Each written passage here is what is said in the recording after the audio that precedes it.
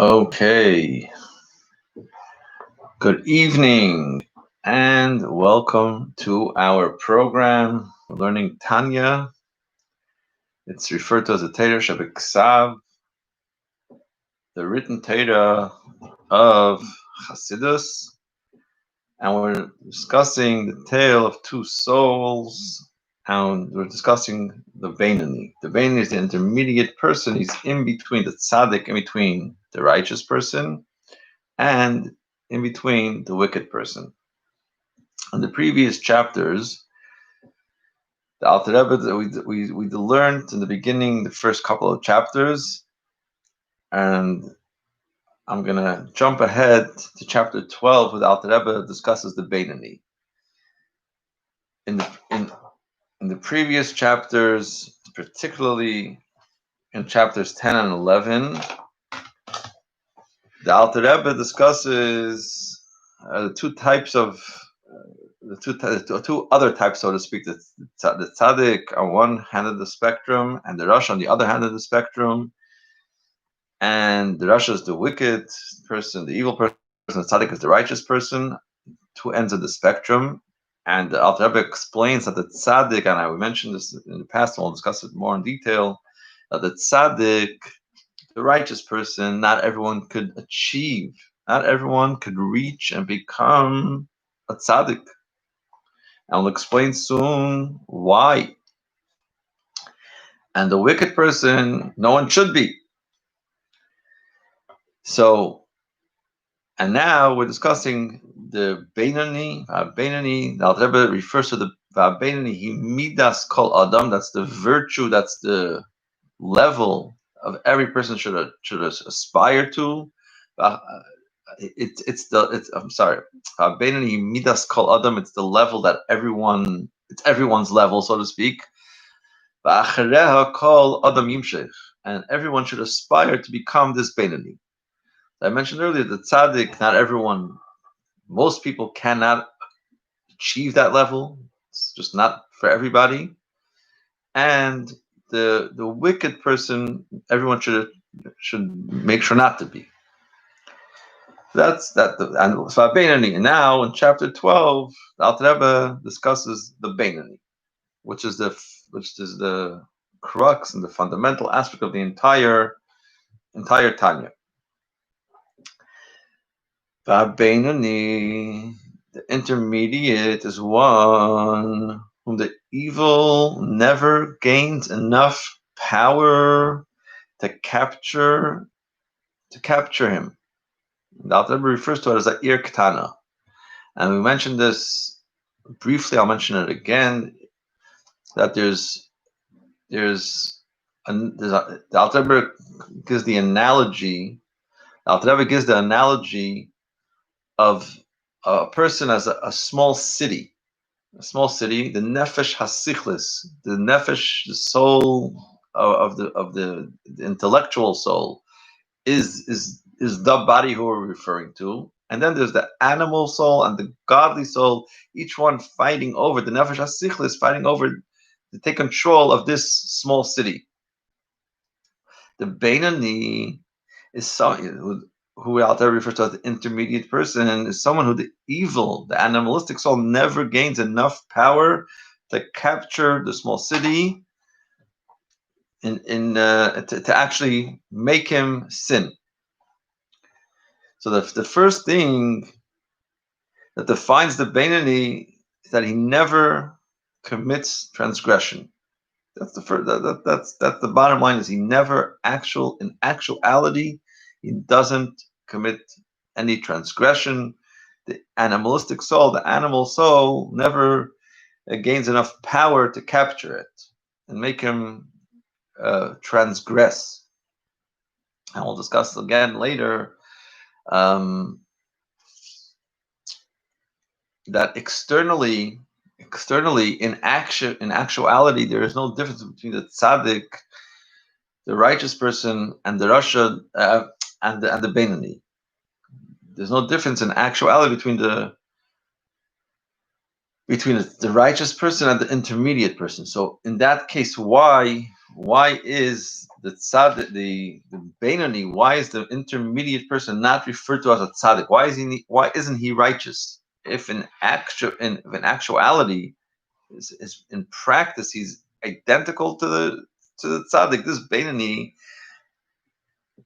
in actuality, in practice, he's identical to the tzaddik. So why isn't he a tzaddik?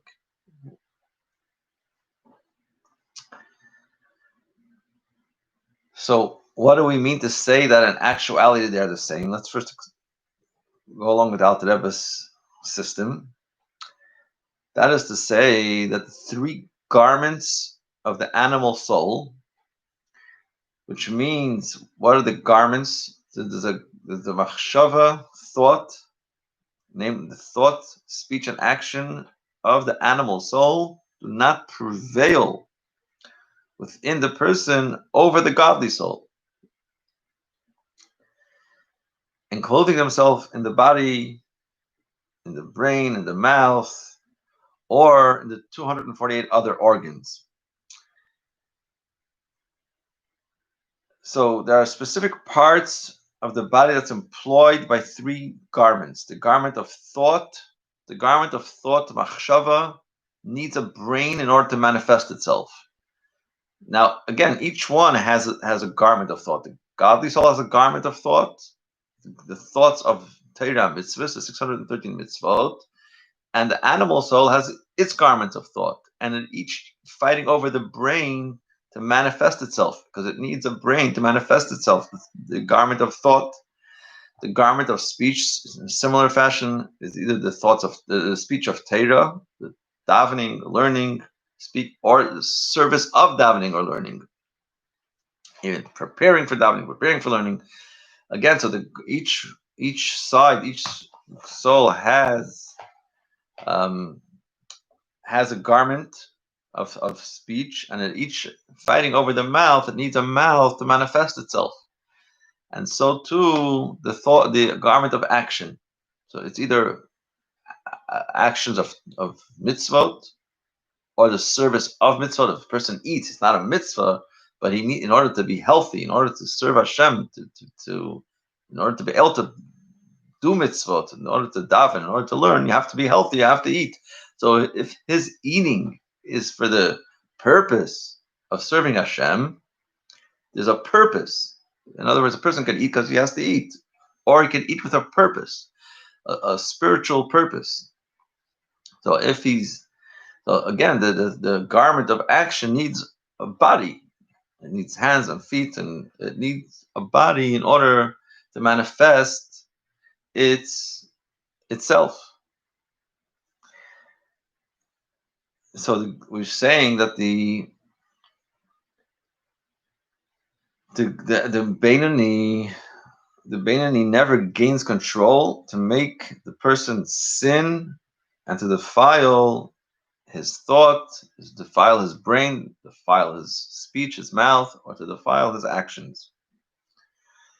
So this is in the negative, that the Beinoni never allows any negative thought, speech, or action to manifest itself.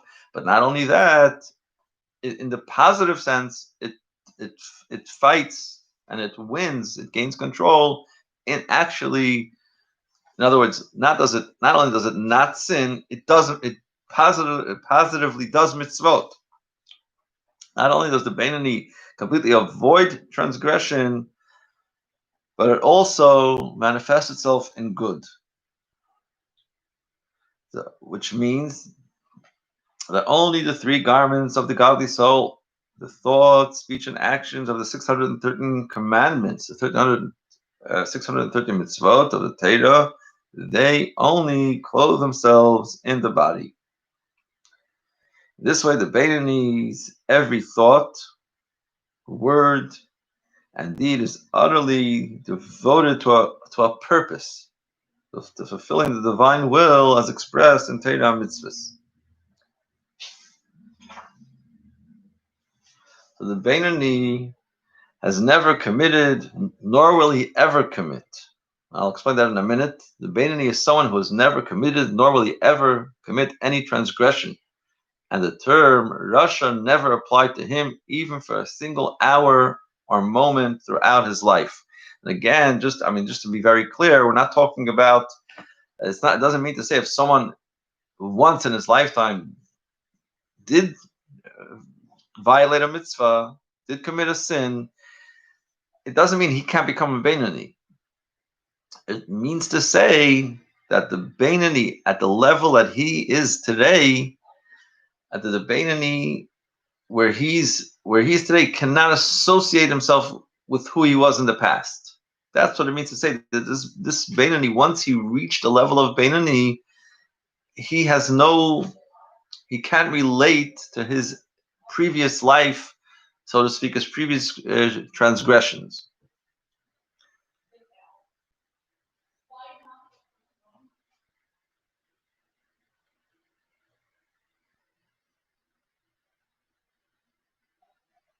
So now the Alter Rebbe wants to discuss why such a person was never sinned and never will sin, so to speak, whose every act is either a mitzvah or in service of a mitzvah. Why is he not a complete tzaddik? Why is he? So now this person not a tzaddik? If in action, if in his actuality, his thoughts and his speeches and his actions are all for a higher purpose and a higher goal, how is he different than a tzaddik? How is he not referred to as a tzaddik as a righteous person? How is he not righteous? What's missing? So the Alter Rebbe explains, and this I'll quote the Alter Rebbe in English, and then, excuse me, I'll quote the Alter Rebbe in English, and then I'll explain. However, the essence and being of the godly soul, what is the essence of the godly soul, which are its 10 faculties, do not hold exclusive sovereignty and dominion over the small city.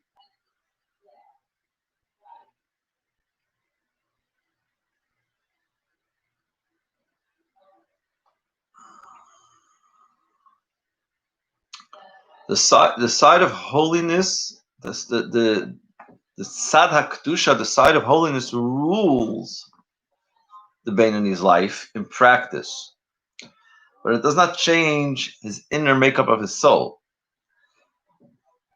So the Beinoni doesn't sin in practice, but the conflict in his soul has not been resolved. So this is basically the Alter was explaining as follows. A tzaddik doesn't have any tension inside of him. The tzaddik, he doesn't have to stand guard. The tzaddik doesn't have any desire, any urge, any thought of anything other than complete holiness. And that's where the Beinoni differs. The Beinoni is in constant conflict internally, and because there's a constant fight. The animalistic soul is constantly trying to gain entry, to breach and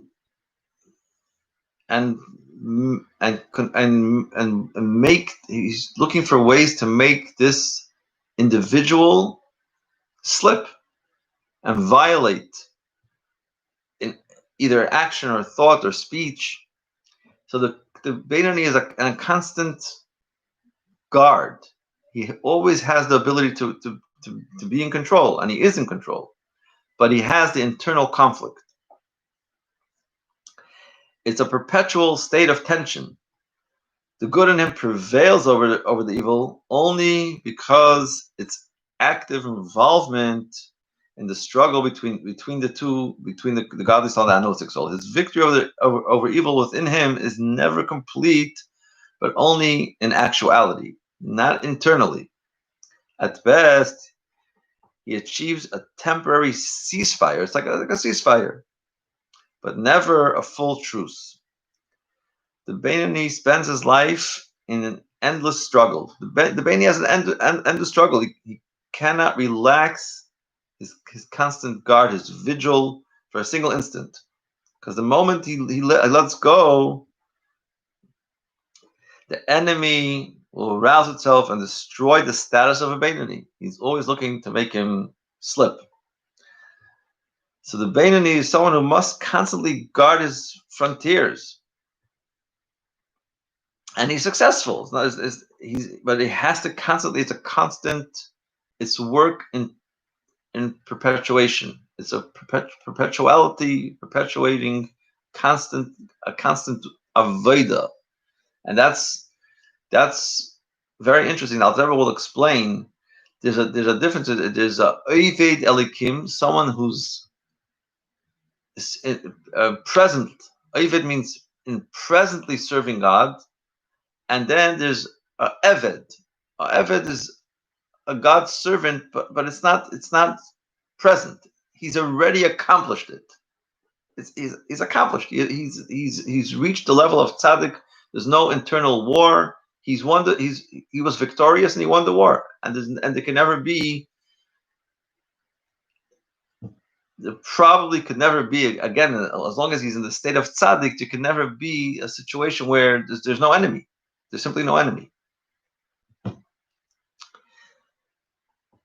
So whereas the tzaddik has no frontiers at all, the tzaddik has achieved a permanent peace. There's no battles raging inside of him. There's no two domains. There's simply one, the tzaddik, and there's no animalistic soul. He completely rid himself from this animalistic soul. And that's why we said not everyone can reach that level. It's all one domain.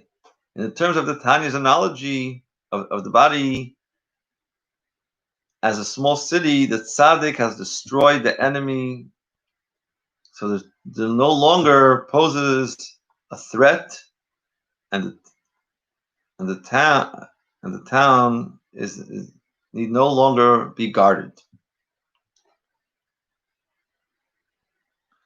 On the other hand, the Rasha, even if he's a Rasha, it says Rasha v'Tevle. Rasha v'Tevle meaning he spends a lot of his time engaged in positive and good. He studies Torah. He does good deeds also.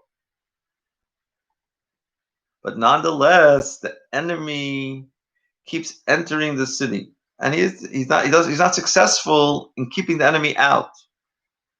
The Beinoni, that's where the Beinoni differs. The Beinoni rules over the city and does not allow the enemy to enter. But at the same time, he has to be constantly on guard.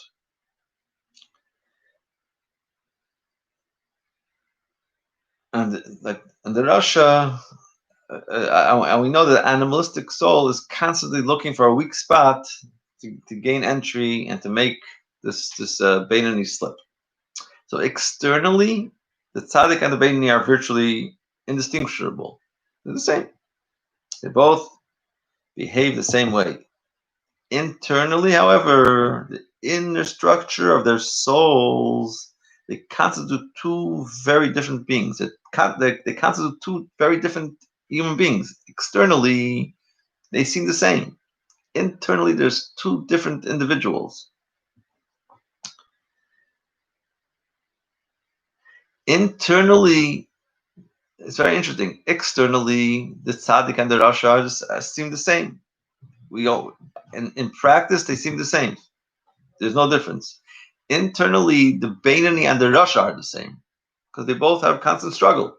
The difference is the Beinoni controls it externally, and the tzaddik and the rasha doesn't.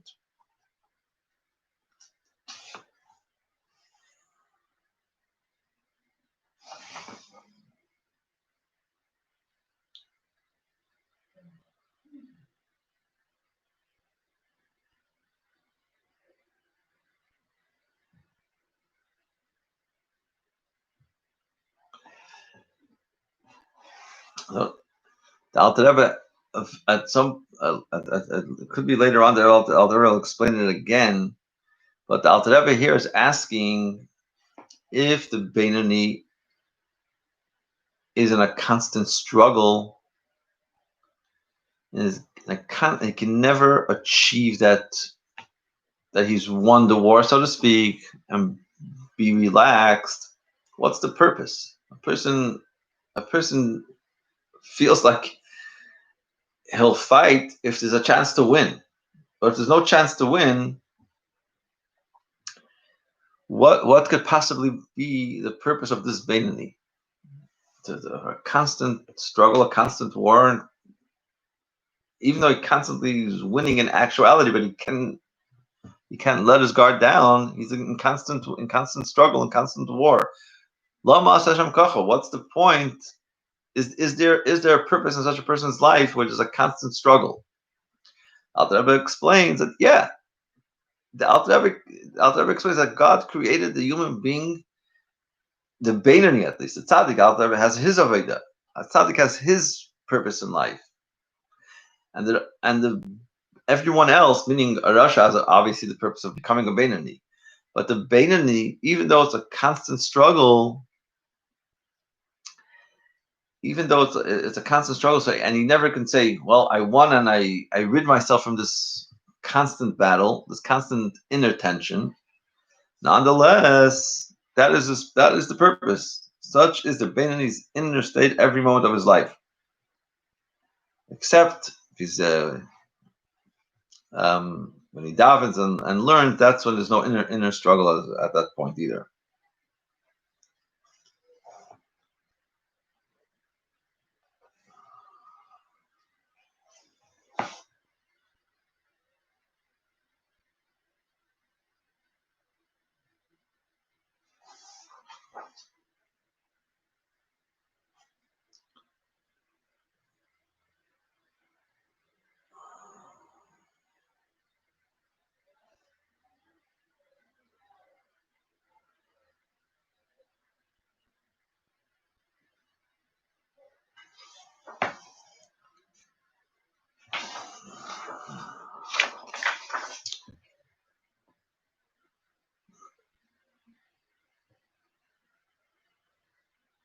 So the Alter was saying, when a person that the Beinoni could never reach that level of inner peace, with the exception of when he's connected through davening. When a person is in prayer, that's when his godly soul flames up so strongly, and it puts the animalistic soul out of commission, so to speak, temporarily.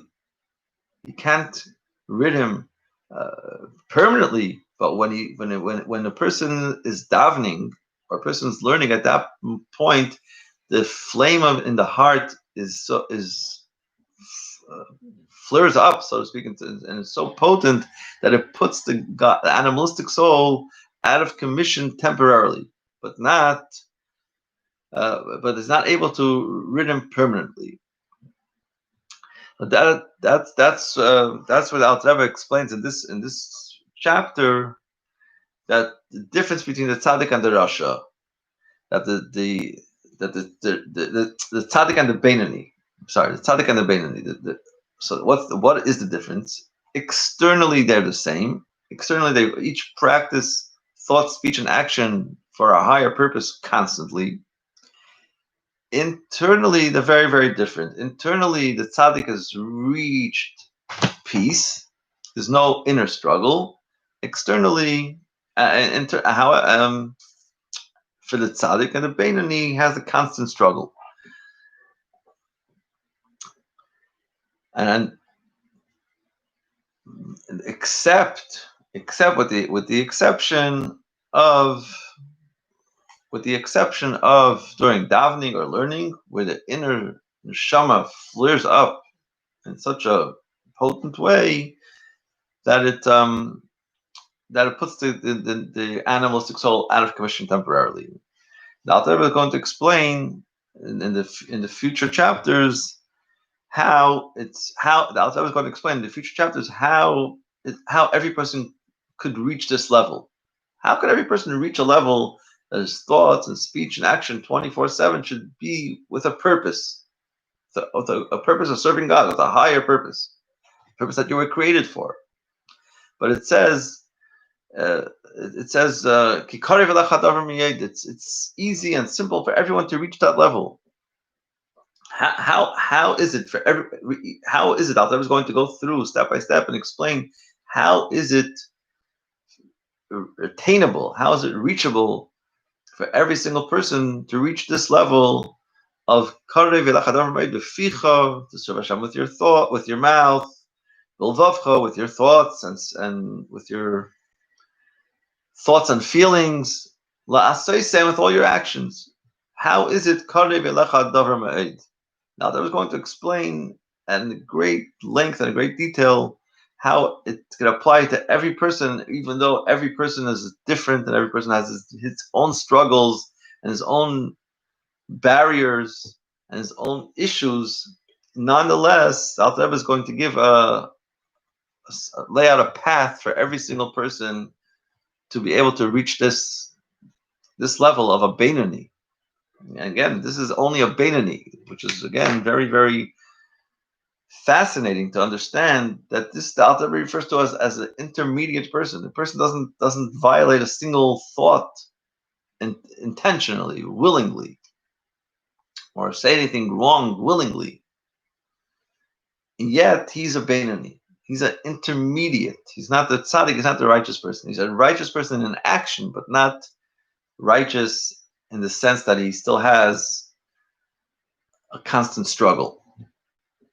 So we'll continue with Hashem in the future lessons on Tanya, how the tale of two souls, so to speak, that we have the two souls, the analytic soul, the godly soul, and how we are able to overcome the inner struggle. Thank you for joining us, and we'll see you tomorrow night with Hashem. Tomorrow night we have the lessons on halacha and medicine. Keep well, stay safe, and we'll see you soon.